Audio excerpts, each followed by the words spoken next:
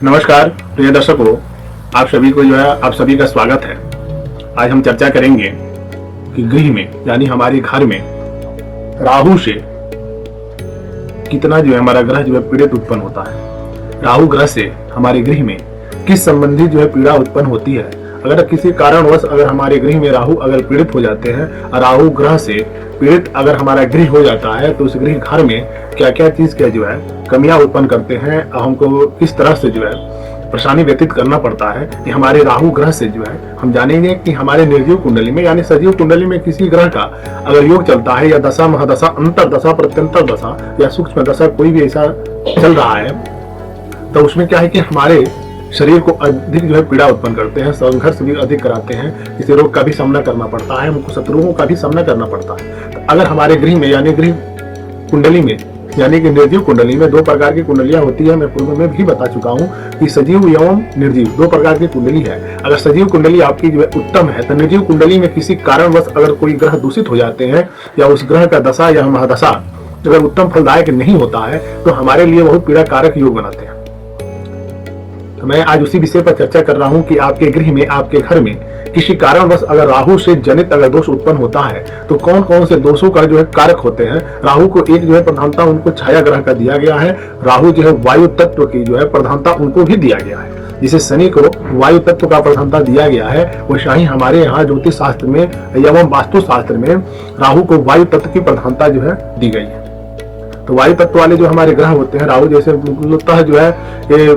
विष का एक योग उत्पन्न करने वाले ग्रह होते हैं। जैसे विष से होने वाली दुर्घटनाएं एवं योग, उग्रता का स्वभाव, ये सब का कारक होते हैं। अगर हमारे गृह में प्रेतादि का संबंधित अगर कोई चीज उत्पन्न होता है, हमारे गृह में प्रेतादि का कोई बाधा उत्पन्न हो जाती है, हमारे गृह में रोगों का अधिकतम से अधिकतम उत्तरोक्त वृद्धि होने लगती है, हमारे गृह में असफलता जनक किसी का कार्य उत्पन्न होने लगता है, हृदय संबंधित रोग उत्पन्न होने लगता है, हमारे गृह में कोढ़ का उत्पत्ति होना, हमारे गृह में पुरुषार्थ का उत्पत्ति होना, यानी कि अपने लिए ही व्यक्ति जीवन जीना चाहता है, दूसरों के लिए उसको कोई आवश्यकता नहीं हो पाती। घर में अधिक कलह हो जाना, ये सब हमारे राहु का एक नैसर्गिक लक्षण उत्पन्न होता है। अगर आपके गृह में इस प्रकार का किसी भी तरह का अगर ऐसे उत्पत्ति हो रही है तो सर्वप्रथम परस्पर मतभेद का कारक ग्रह माना गया है।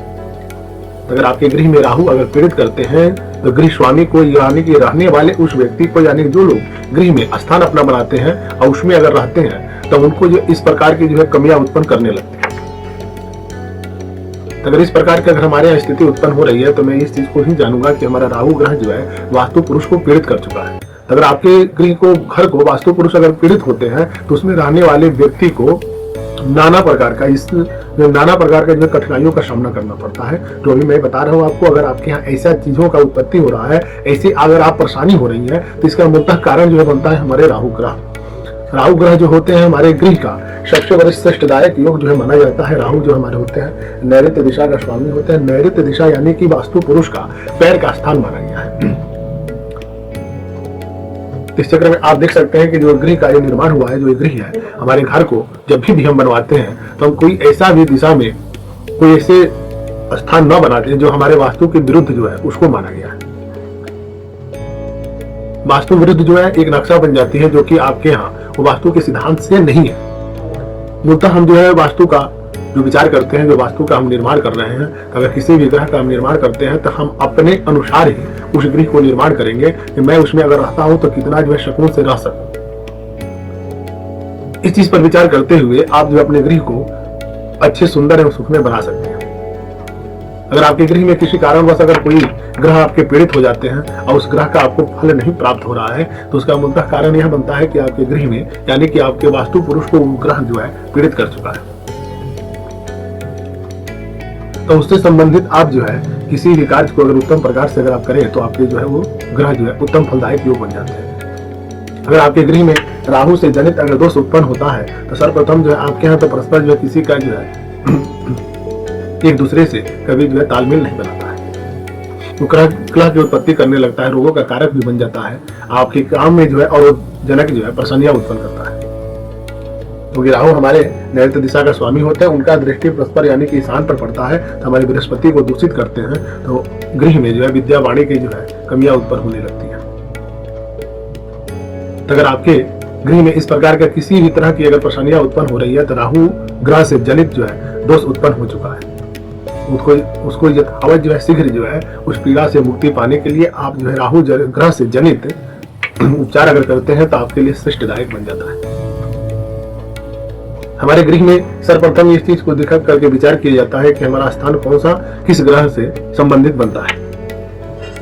अगर ऐसा आप करते हैं तो आपके जीवन में आपका गृह जो होता है एक देव स्थान की तरह हो जाता है। अपने गृह को आप देव स्थान की तरह बनाए कि उसमें प्रवेश करने मात्र से जो है व्यक्ति को शांति की प्रतीत होने लगे। अगर ऐसा आपके गृह अगर बन जाता है तो आपके जीवन में कभी भी किसी भी चीज का कमियां नहीं उत्पन्न होगा। नमस्कार, आप हमारे चैनल से जुड़े रहें। अब वास्तु संबंधित जो है प्रश्नों का आप उत्तर लेते रहें।